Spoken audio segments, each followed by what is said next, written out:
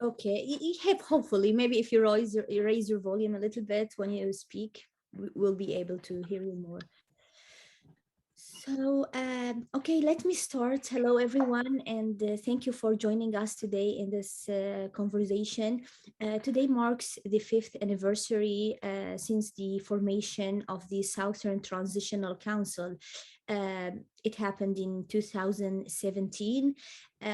During the last 2 or 3 decades, there were many attempts by people of South Yemen to restore their rights, to restore their independent country that used to be independent before the unity with North Yemen in 1990. Many people in South Yemen think that this unity was not fair, and later it held a lot of hardships for the people of South. There were many attempts to form political bodies that would represent the people of South Yemen. But in 2017, the STC was almost the first political body that was able to control the ground in South Yemen, in big part of South Yemen, and try to represent the people of the South. Today, also, this anniversary comes today in a very critical and historic time for Yemen, as we witnessed last month the formation of a new presidential council that totally changed the government of Yemen. And today, STC is part of this presidential council. A few years ago, STC and the people of South in general and the issue of the South had almost no place in the government. Today, this is changing, but many people, even in South Yemen today, fear that this change is not exactly what will bring their ambitions to reality. And some people think it's a positive step toward gaining more rights for the people of South. Today, I'm glad to be joined by Dr. Ahmed Atif. He is advisor for the STC in the United States, with Ms. Samar Ahmed. Samar Ahmed is the STC representative in the United States. I also have Dr. Stephen Day. He is an expert in the issues of the Gulf region and Yemen. Thank you also, Reinat Zuckerman, an expert in international relations and the Middle East, for also attending and being with us today. Thank you for everyone who is attending. I'll be happy to have questions from everyone after hearing from my guests. And today I will start my questions to Ms. Ahmed. Ms. Ahmed, I want to hear from you. How does the STC deal today with their representation, with the fact that today they are part of the presidential council? Is this seen by the STC as the ultimate goal for the STC, for the people of the South, that now they are represented in the government, and their goal was their goals and their requests, their political requests, was answered by the government of Yemen? Or is it seen as a temporary step toward gaining more rights, toward gaining more political representation in the country? Thank you, Hadil. Thank you, everybody. Um, the current representation of the STC within the new political leadership council is not the ultimate goal, but a step towards the ultimate goal. Everything that the STC works on, whether it's involvement in the UN peace, in UN-led peace negotiations, or in negotiations with the GCC and the Riyadh Agreement, the Yemeni government, everything, every negotiation, everything the STC does is a step towards the ultimate goal, which was announced on May 4th, when the Aden Historic Declaration was announced, and the goal is to establish an independent federal South Arabia. And that's what the SDC was established for, and that's what the SDC continues to work for.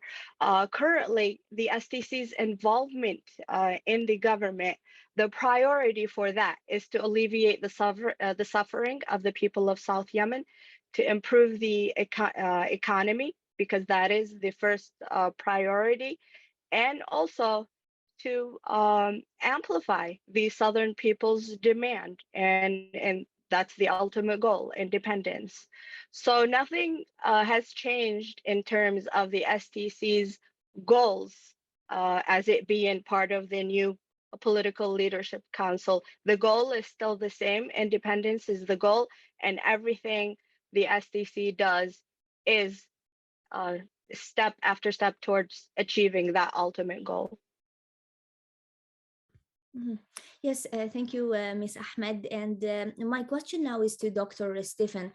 Dr. Stephen, 5 years ago, STC was a non-state actor in South Yemen, and it's very rare in the Middle East to see a non-state actor turn into a state actor in a short period of time, which is 5 years ago. Only 5 years, we see many, like the Kurdish groups supported by the US in Northeast Syria, despite them being supported by the United States, despite them being partners with the United States. Until today, they are not recognized by the UN, by the official UN solution for Syria. We see today SDC as part of the Yemeni government. How is that seen in Washington, D.C., and what's your opinion about SDC being part of the Presidential Council of Yemen today? And do you think it will answer the issues of the people of South that Ms. Ahmed also talked about, especially the economic hardship? Because for a long time, the people of South Yemen complained that the resources of their country, they did not have their fair share of the resources of their country. Do you think this is a step in the right way?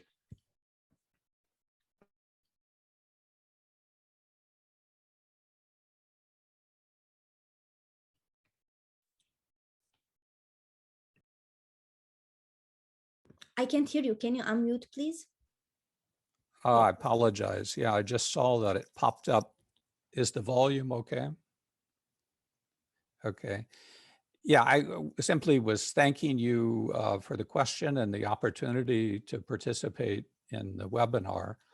I think you're right to mention at the end there the very important issue of resources. This will be, moving forward, absolutely critical from the perspective of the STC concerning its future success. And I've made this point for a long time about the importance of resources.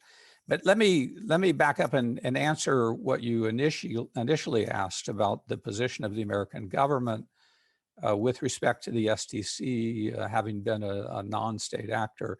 I think you're correct that generally it's true that non-state actors don't work their way into government in the way that clearly, very effectively and efficiently, STC leaders, I applaud them, the work that they've done over the years. But I think it's very important to understand the reason why that's true. The role that the STC is playing is based on the very important role that the Iraq movement played under the old regime, going back now more than a decade. And I think that awareness was there among American government officials, but perhaps they were wary of disrupting the transition process. Obviously, the beginning of the war in 2015 was a major disruption in the transition process. But I think afterward, for a number of years, there remained wariness among American officials to embrace the idea of the STC playing a role. But I have to say, I think that's changing. With the adoption of the new Presidential Leadership Council and the very important role that Idris al-Zubaydi, leader of the SDC, will play on that. I think American officials are supportive of this effort, and they want the new presidential council to be a success, and therefore they're willing to work and coordinate with leaders of the SDC to make that happen. And I think this is reflected in the attendance of the envoy to Yemen from the United States, Tim Blinderking, at the Yemeni consultations in Riyadh. It's also reflected in his comments afterward. Certainly he has, I would say, a greater sense of optimism about the direction that events are headed, but obviously he's still cautious, as I think everyone should be, about what direction the Presidential Leadership Council will head. As for the future direction, what the people of the South should expect, I think it's going to be very important in the months ahead to hold many more consultations within areas of the South. And I think STC leaders can play a very important role in this. There needs to be a way of presenting a type of, whether you want to call it an agenda or a platform, a vision for where things are headed, to begin to get input from citizens on the ground, and to find a way to unite forces, build bridges, make sure that there's great unity on the side of Southern society. I think all of that can be done. What I have been seeing of STC efforts over the last few weeks, I think, are all positive. I see very valuable work being done in reaching out and consulting and negotiating with people of all sides. I think, to come back around to the issue of resources, as I said, I agree with you that there needs to be emphasis on this point. And I think one of the issues that needs to be discussed within the South is the question of resource sharing, and how citizens of the South in all provinces are going to benefit from development work in the future that comes from those resources. And for, as you pointed out, for many years, the resources that are, or rather the revenues that are drawn from those resources have not been benefiting the people, and thus very much needs to be done on that front. I would say this concludes my opening comments, but I'm willing to come back in and talk further. Yes, I will go to Dr. Ahmed Atif. Thank you, Dr. Ahmed Atif, also for being with us today. Dr. Ahmed, since the first day of the formation of the STC, you were here in the US capital, Washington, D.C. I used to see you in all the events that focuses on the Middle East, trying to advocate for the issue of the Southern people and for the STC. Back then, we all know that not many people were like Dr. Stephen, very educated about the issue of South Yemen and the historical context of what happened in Southern Yemen. If you compare today the situation in Washington, D.C., how much people and how many people know about the South with 5 years ago, do you see that things improved? Do you consider this a success for the STC? And do you think this will also have a direct results that will affect the people on the ground positively, especially that for years since the beginning of the conflict in Yemen, the UN in its resolution refused to consider the STC as an independent player, or look at the issue of South Yemen as an independent issue. How do you see all the changes around that today?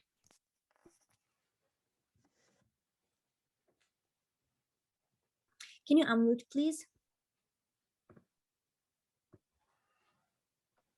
Do you hear me now? Okay, all right. How's everyone? Thank you very much for coming, and thank you, Adil, for inviting us to this important symposium about South Yemen and about the STC. As you mentioned, that the STC has an official existence in the United States since 2017, since its foundation. But before that, we cannot really ignore or neglect the wonderful work that the South Yemeni or South Arabian community in the United States has played throughout the years, since they've been here for decades.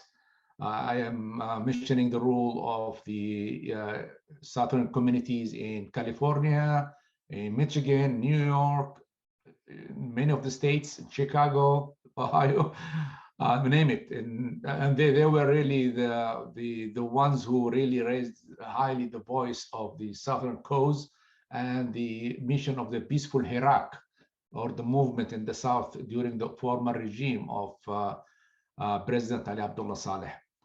So now today we are celebrating the 5th anniversary of the formation of the Southern Transitional Council, the STC, Southern Transitional Council, as a continuation of the Iraq principles and the Iraq achievements, whether inside the South, in Aden and other provinces, or overseas, including the United States.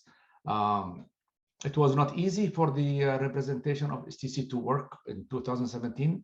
But we jointly with the community and with everyone around us could really be successful in kind of putting forward the issue of the South in its perspective, and try to explain to the congressmen that we met, and also to the officials in the State Department and also in the White House at that time, 2017, and afterwards.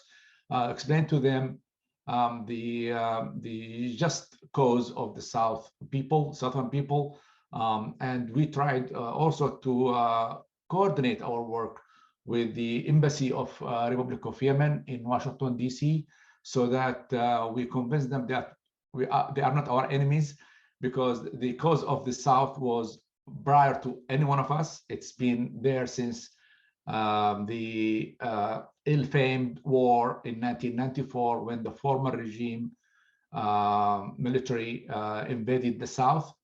And we are trying to convince, and we did succeed in certain extent on that this cause has to be settled peacefully. And since then, the STC has really been the force of peace. We are convinced that there is no military solution to the conflict there. And we are really abiding by all UN resolutions of the Security Council, United Nations Security Council resolutions. And by the way, there were 11 of them since 1994. All of them, they call for peaceful settlement and for negotiations of both sides to come to agreement with the, to solve the conflict. Every of those resolutions called for peace, called for negotiations, and the STC want to see those resolutions implemented since 1994, since the first resolution in June 1st, 1994, and that was resolution number 924, called for peaceful negotiation and settlement. Then 29 days after, there was another resolution from the UN Security Council, 931, called for the same. And since then, all those resolutions, the 11 of them, all of them called for peaceful negotiations. And we are calling for peaceful negotiations with our brothers in the North to settle this issue once and for all. So things are moving positively. And I think the presence of the STC in the newly formed Presidential Leadership Council is another indication that the STC is advocating for peace and would like to see a peaceful negotiation soon. And also implementing what our president, Mr. Idris Zubaydi, once said. He said that we want to take a peaceful path, or the secure path, towards achieving our aspirations. We made our aspirations known for everyone since day one, that we are for our freedom, for our dignity, and for our statehood, and for our independence.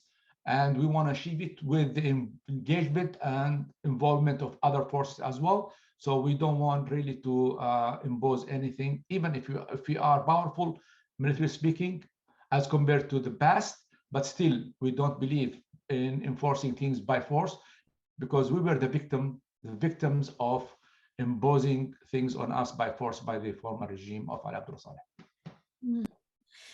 I'll go again to Ms. Samar Ahmed. Ms. Samar, you are from the younger generation of the people of South Yemen. I'm not sure if you were born here in the United States or not, but you were raised here in the United States. You belong to this country, but you can still relate to South Yemen. And here we go. You are now the representative of STC in the United States. I saw the community of the South Yemeni people here in the United States. It's a big community. We have today also Mr. Abu Omar Hussein from the community in California. How can this community until today preserve all the culture, also they can still relate, they can still introduce themselves as people from South Yemen. We see them speak up about the issue of the people on the ground. How can the community today contribute to the issue of the people on the ground? And especially here, I'm speaking politically. Do you speak with your representatives?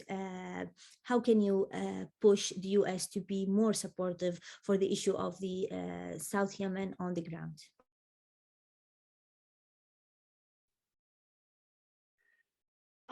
Even though I came to the United States as a child, our community, the way we were raised, we were fully connected with our families and friends back in our homeland. And then as children growing up, and you see the injustice, you see the war, the conflict, and and you're here in the United States living in peace, you have all your rights and freedoms. It's painful to watch what's happening over there, and you want to do something about it. You want to change it. And that's what the Southern community here in the United States has been doing even prior to the establishment of the Southern movement in 2007. They were the backbone of the Southern movement. In 2007, they rallied. You yourself was a witness to that. They rallied, they stood in the cold, in the rain, in DC, in New York. They voiced their opinions. They contacted media and Congress and tried everything, even though they were completely sidelined and rejected at that time. The Southern community here in the United States, supporting their families back home, they did everything, knocked on every door to try to get the voice of South Yemen out, to explain the suffering, to make the US government understand what the people of South Yemen are going through. It was hard until, I have to say, the establishment of the Southern Transitional Council. Before that, the Southern cause, even though we had the Southern movement, there were many factions, and that distracted from making one direct message to the international community, and specifically to the United States government. But then since the STC was established, now the Southern cause has a unified leadership, a known leadership that's there, that's representative of the cause. That made things a little bit easier, even though they're still kind of hard, but it made things a lot easier. What I just need from the US, my government here in the US, and from the American people is, like I said, I came as a child, and many Southerners my age did, and they saw how America is the defender of freedom and rights, and it's always advocating for justice. I just want the US government to advocate for justice, to see what the people of South Yemen have endured since 1994, and to understand that struggle. And like my colleague, Dr. Atif said, the people of South Yemen want peace, and they've always advocated for peace and justice and freedom. And that's what the Southern Transitional Council is advocating for, and that's what the Southern Transitional Council and every Southerner wants. They want peace for South Yemen. They want people of South Yemen to feel safe and secure in their own lands, that they're not brutally oppressed just because they demand independence. So just freedom and justice and peace, that's what me, the Southern Transitional Council, Southerners here in the United States want, and that's what we're advocating for the international community to help us achieve. Dr. Stephen, we all know that the formation of the new presidential council for Yemen was an attempt to bring peace, stability, and unity among the different political players who are opposing the Houthis, who are opposing the model of the Houthis and what the Houthis is trying to do in Yemen. Do you think this stability will continue? This presidential council has a chance in imposing and implementing peace in Yemen? And what do you think threatens the stability of this new model? Yes, certainly this was one of the ideas, important ideas behind formation of the council, was to better unify the cause of what you define, I guess, as anti-Ansar Allah forces in the country that obviously has inhibited application of effective leverage over Ansar Allah leaders in Sana'a. And I saw that that was included in the final statements. I do think that it's possible to do that, but obviously the war over the last 7 years indicates for many reasons why it's difficult to create that unity of forces. And I have to think that many of the other things that are included in the goals of the new presidential leadership council, primary among which is the issue of improving services to the populations that are outside the control of Ansar Allah, are going to create obstacles to that, right? The aim is to create a better domestic-based unity in terms of the way government administration is working. And we all know that there's huge work to be done on that front.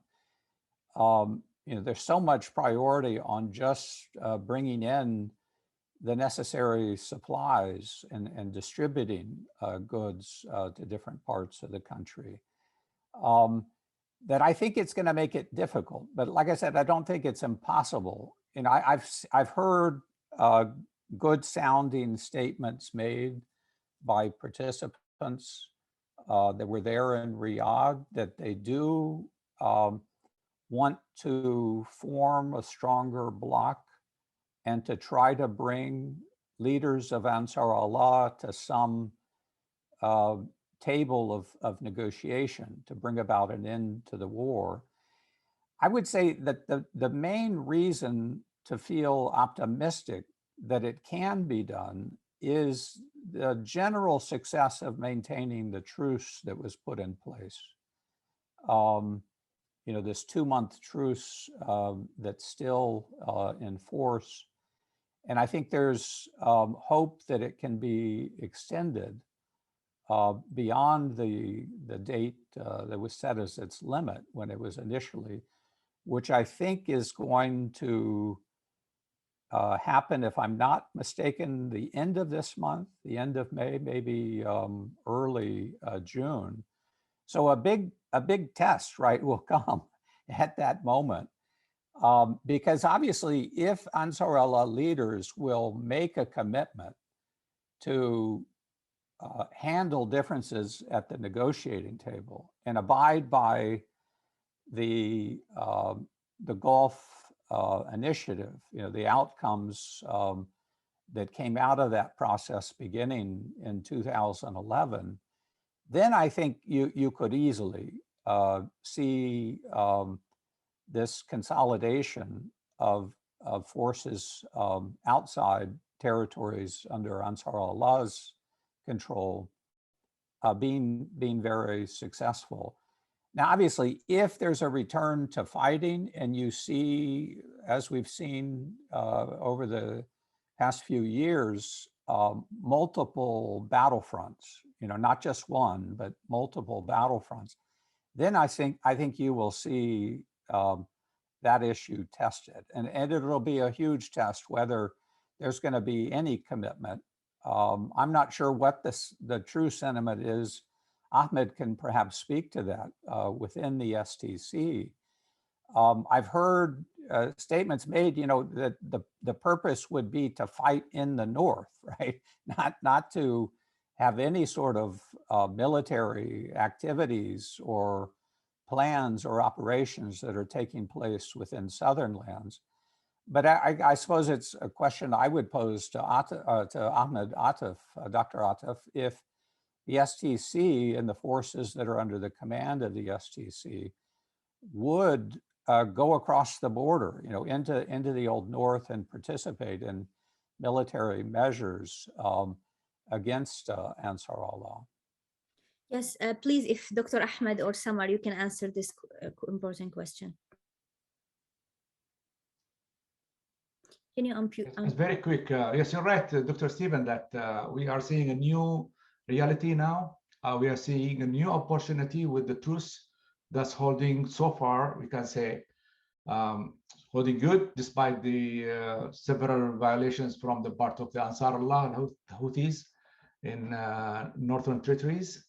But in general, I think we are passing now 1 month plus a few days of the truce, with the hope that by the end of this month, beginning June, that an extension to this truce, or maybe sort of UN-sponsored event or meeting that would emerge to encourage all parties to extend the truce to a longer ceasefire sort of thing.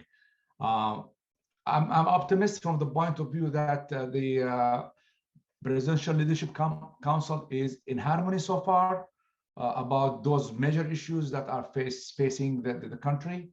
I see statements of goodwill, despite the fact that I would love to see more openness from the council towards the people to say things that they believe in and what are the plans, because now what we see is just a new development, but many people are kind of hesitating to have final evaluation of what's going to happen. Although I'm optimistic, and I think now the council, the new council, is going to unify forces towards the major issue, which is the Houthis. And also, I would expect maybe to a certain extent that the Houthis will realize that they are facing a new reality now. They are facing a unified force, which is different from the previous situation where they used to count on the unwillingness of the what they call national military or national army to face them, because what we saw in the last 7 years, that the national military has handed over victories to Houthis without any confrontation at that time. So I'm hoping that the Houthis will realize that now the situation is different, and there is a unified purpose of the council, which was listed or which was mentioned in the April 7th mandate, which former President Abdurrahman Mansur Hadi has issued to form the council. They say that in that declaration that the purpose of the council is, in addition to providing differences in the life of people, as Dr. Stephen said, to make people be relieved from all those scarcity of basic commodities and supplies and services. Besides that, it was mentioned that the purpose is to negotiate with the Houthis in goodwill and try to establish peace. I see the ball now in the court of the Houthis, and I'm counting on the wisdom of people, whether they are in the south or the north, to come to the conclusion now 7 years of war is not really benefiting any party or any side, and everybody is being suffering from it.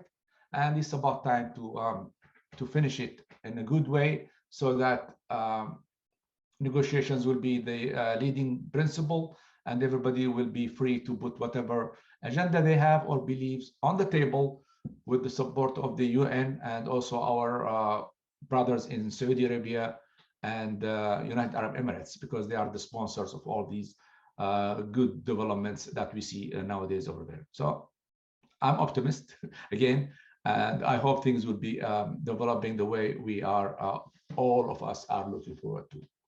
Mm-hmm. Miss Samar, I have a question for you, that's on the minds of many Southern people. Today, the Aden is the headquarters of the newly established Presidential Council, but it's also seen as the exclusive and historic capital for the South by Southern people.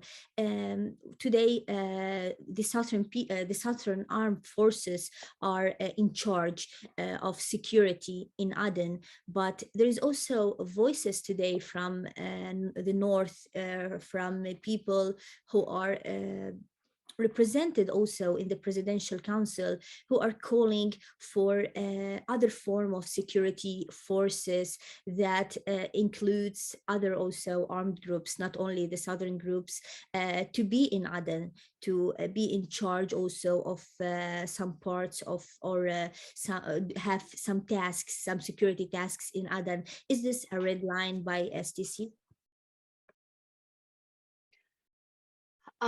Thank you, Hadil. That's very important. Yes, Aden is the historic and eternal capital of South Yemen, South Arabia, and that's how Southerners view it, and that's how they want it, and want it to be protected. Unfortunately, because of past events, there is a lot of mistrust, and that's why Southerners, not only the STC, but Southerners, the population of Aden, the population of the South, insist that the only forces that have a right to secure Aden are Southern forces. And that's because of previous attacks, multiple attacks, not only the brutal crackdown that happened prior to 2015, but also the attacks after Aden was liberated and Southerners were in control. So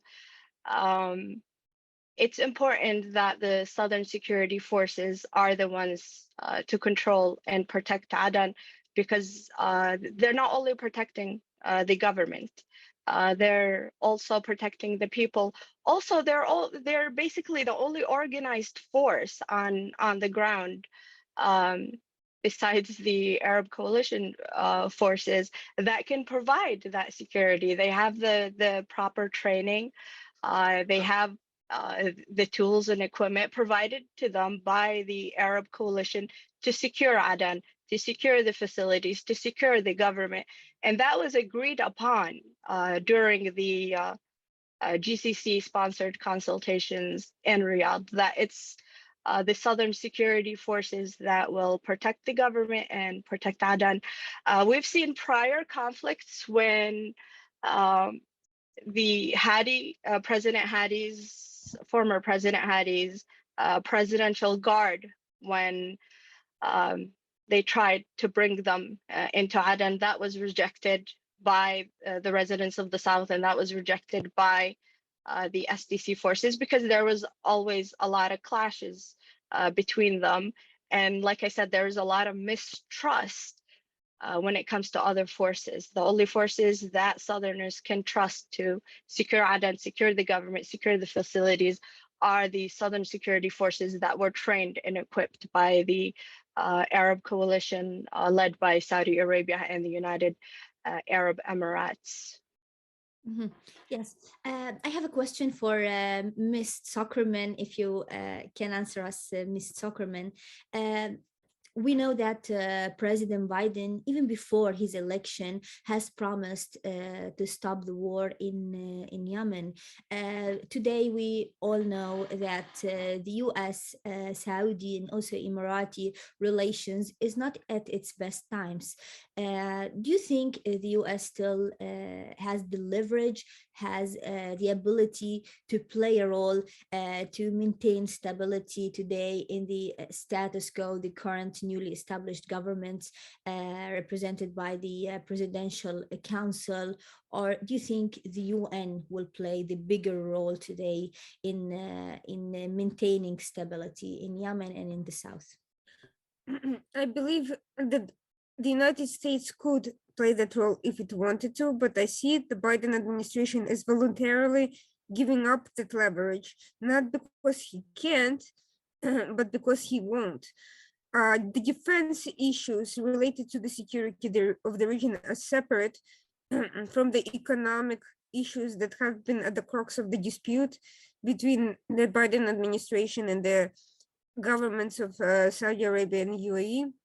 We have seen visits and discussions between between Pentagon and their counterparts in those countries, and security of the region is also central to the security interests of the United States in the Middle East. The United States, however, has chosen not to pay much attention to the region. It has withdrawn most of its support to the Arab coalition in Yemen. Right now, most of the focus from the defense funding and humanitarian standpoint is on Ukraine, and in terms of the Middle East, most of the Biden administration's focus has been on Iran deal negotiations, which are being increasingly challenged by the U.S. Congress. I simply don't see him having the bandwidth to pursue Yemen. That said, I would not be surprised if the current situation is also a sort of a game on the part of Iran, which is trying to actually there's a reason why the Houthis have not been as aggressive as previously. Yes, some part of it is, military losses and the unity of the Arab coalition forces and the political realignment that we are seeing. That's a very positive sign. But I think also Iran is trying to send a message to the administration that look, this is our way of indirectly showing that we are playing ball. It's not true, it's deceptive, obviously, but right now they're seeing that the deal is being challenged by Congress, that the administration is wavering on some of the key provisions, including removing the sanctions. And I think Iran is focusing most of its efforts to try to secure as many concessions from the US as possible before the negotiations finally fall apart. So that's why Yemen, for them, has also not been the highlight, at least not in the media. They have refrained from direct attacks on Saudi Arabia and UAE, not because they're necessarily so scared, because those were terrorist attacks, they were not conventional military action, but and not because Iran has valued Houthi lives so much previously, but because they see that the administration is distracted, that they are trying to get the most they can, and trying to open a front against these countries right now would simply not be helpful to what they're trying to accomplish. I think this is a temporary situation. I think this is the real reason why Houthis went along with this plan to begin with. Let's not forget that they're not an independent actor. Iran has no intention whatsoever of giving up its control over them or attempt to control over Yemen. Yemen is strategically central to Iran's strategy of importing of exporting Islamic revolution and trying to reach Saudi Arabia. So there's no way that they're simply going to give up as a result of some negotiation through Houthis who don't even have the authority to do so independently. This is a trick to try to get the most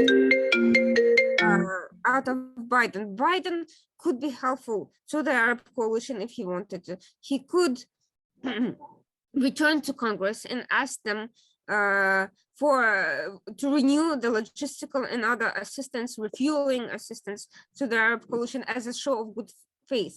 That could also potentially address some of the problems that caused the conflict over oil prices to begin with. But he is, for whatever reason, determined not to do that. Part of it may be related to Iran. He thinks that if he starts openly helping those countries, then Iran will not come to an agreement. But I think at this point, it's a complete delusion to believe there is going to be any sort of agreement, and any agreement that will hold beyond a few months. Congress is expected to change in November, and even Democrats have said that they will be pushing back against some of the most egregious concessions to the Islamic Republic. So Biden is choosing not to be helpful. It's not because he can't, or it's help is undesirable. I think it would be welcomed had someone proposed it, and I think it would actually fix some of the problems, but I don't think that's going to happen. Okay, I have 15 minutes to 20 minutes. Anyone, if you have questions to our guests, you're welcome. إذا حدا عنده أسئلة يعني أهلا وسهلا بأسئلتكم. إذا حابين تسألونها بالعربي أو بالإنجليزي، وأنا رح أترجمها للمتحدثين الأكارم. Any questions? Okay, I have, I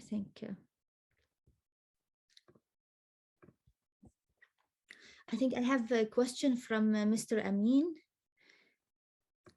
Mr. Amin, تفضل. Yes, Mr. Amin. مساء الخير، راح أتكلم بالعربي. تحياتي للجميع. السؤال باختصار لو سمحت مشان يكون في وقت أترجمه. أنا أفضل كنت أكتبه كتابة بالإنجليزي أحسن، لأنه ستيفن دي كان كتب ورقة في 2010 ونشرها معهد كارنيجي، وكان يحذر أمريكا والدول الغربية والمنطقة من دعم نظام صالح باستخدام العنف ضد الحراك الجنوبي، لأنه يؤدي إلى تشجيع الجماعات المتطرفة وأنها تملأ الفراغ. في 2015 تم اجتياح الجنوب عسكريا. في 2018 حاولت أيضا قوى شمالية مع قوى جنوبية اجتياح عدن، يعني أنه تواصل استخدام العنف. صح أنه مر الجنوب من 2015 في مرحلة صعبة، لكن الآن أصبحت القوات الجنوبية هي القوات الوحيدة التي تواجه التنظيمات الإرهابية واستطاعت أن تحقق عليها نصر. لماذا يعني لكن الآن على المستوى السياسي تبدو أن أمريكا ودول المنطقة ما زالت تدعم نخب محسوبة على نظام صالح أو تدور في فلكه. أين يكمن، سؤال لستيفن هو الأول، أين يكمن سوء الفهم بين القوى الجنوبية وبين أمريكا ودول المنطقة؟ يعني لماذا لا أحد يرى ما يجري على الواقع؟ السؤال الثاني، كيف يمكن أن تنعكس الحرب الأوكرانية الروسية التي ستكون لها تأثيرات متعددة المستويات على قضية جنوب اليمن؟ شكرا. شكرا جزيلا لك سيد أمين. Dr. Stephen, the question is for you. Amin is saying you wrote a paper for Carnegie in 2010, I think, advising the US government that there should not be open support for Saleh government. You warned from empowering Saleh government and his aggression against the South, because this will contribute to empowering the terrorist groups in the south. After all these years, after also the attacks against the south by the Houthis in 2015, we saw the southern forces fighting terrorist groups. This is also something I want to add, that the latest report for the last 2 years of the State Department has mentioned that UAE and southern forces succeeded in fighting terrorist groups related to Al-Qaeda in the south. Why until today the US is not recognizing the southern forces as a positive force against terrorism in the south? Do you think there is a misunderstanding for the southern forces and the role in the region? And there is another question, I'll ask it later. لو سمحت على المستوى السياسي، أنا قصدي على المستوى السياسي دعم القوى على المستوى. Yeah, and he's asking like politically. He's not asking about militarily support for the southern forces. Right. Yeah, I thank you, Amin, for your question. And you're asking about something that I heard you say I wrote back in 2010. It's been a long time, so I'll have to try to think what that was and what I may have said at the time. My initial reaction is to say that I think what I was implying was that the Iraq movement was a peaceful movement, and that at the time the Saleh regime was using violent repression. And I was making the general point, this is true, that when regimes respond to peaceful protests by violent repression, there's a tendency to drive the cause of the demands of a peaceful protest movement underground, and that it can contribute to an increase in acts of violence. I wasn't necessarily saying, that's going to happen with the Iraq movement. And I think I heard you, making the suggestion that what I was arguing back in 2010 is connected to what was happening, let's say, over the last 6 or 7 years with the building up of the forces of the Southern Transition Council. That for the most part, American officials take the position that they favor Yemeni unity. Their primary position all along has been that they would like to see an outcome that maintains a single authority in Sana'a, right? That has territorial control over the whole area. You don't hear American officials talking about benefits that would come from a breakup of Yemen. More often you hear concern about risks and dangers that would arise from a breakup of Yemen. So obviously there's a contradiction there. The way you phrase the question, is if it results from the consultations begun at Riyadh. Of course, I think US government officials would go along with that. But I don't think you're going to find strong American support of this agenda on the part of people that supported the Iraq movement and the STC government. My view as a scholar of this issue for decades has always been that it's better to look for ways to resolve these issues of internal regional differences within Yemen on the basis of federalism, right? People know my scholarship going back more than 2 decades has always emphasized this point about the merits of talking about intra-Yemeni relations in terms of federalism. But I have to say, on this point, my particular view, and then I will have to go, Hadil, I appreciate you including me in this dialogue, is that after 2011, when I saw the success that the Iraq movement was having and the advancement of a strong public sense in the South of desiring a return to some sort of autonomy, independence from Sana'a. And I visited in 2013 and saw the way that the flags of the former South Yemen were visible everywhere, on the, as graffiti, painted on walls and, hanging over people's homes. At that point, I began to think that the better approach for advocates of Southern interests and members of the STC was to push towards some sort of negotiation over a type of confederation that would obviously include looser relations with whatever authority ends up being in place in Sana'a or in Taiz areas of the north, but would allow the southern provinces to have fuller autonomy and independence. I don't think that it's a good thing to press for full independence, like you're going to break from people in the north. However this works out, people in southern areas are going to need to have peaceful, prosperous relations with Yemenis in the north. So you need to find a way to negotiate that is beneficial to everyone. And my advice over the last decade or so has been try to do that around discussions of confederation.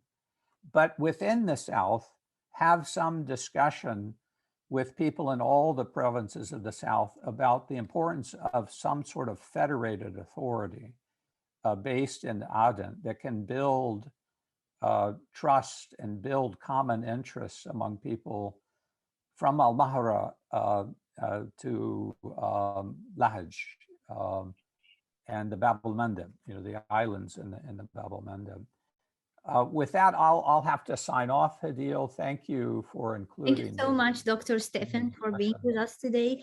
I will have one last question for Samar. Okay, goodbye to everyone. Bye, Dr. Stefan. Awesome. I have one last question, and I'll give it to you, Ms. Samar Ahmed. And the question is from Zaid Al-Yafa'i.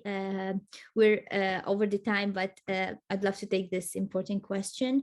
In terms of efforts, what does it take the STC, Southern activists, youth, and Southern politicians toward having a direct diplomatic, strategic, and political relationship support from the US?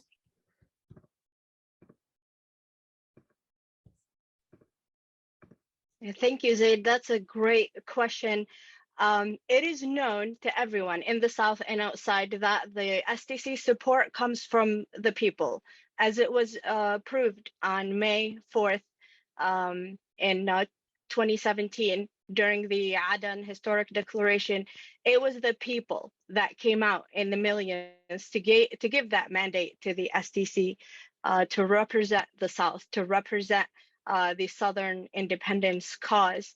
It's very important that Southern activists, Southern youth, all work towards that goal, to support the STC, to stand by the STC, towards it working to achieve the independence goal. And like I'll emphasize again, when the STC goes and speaks to world leaders,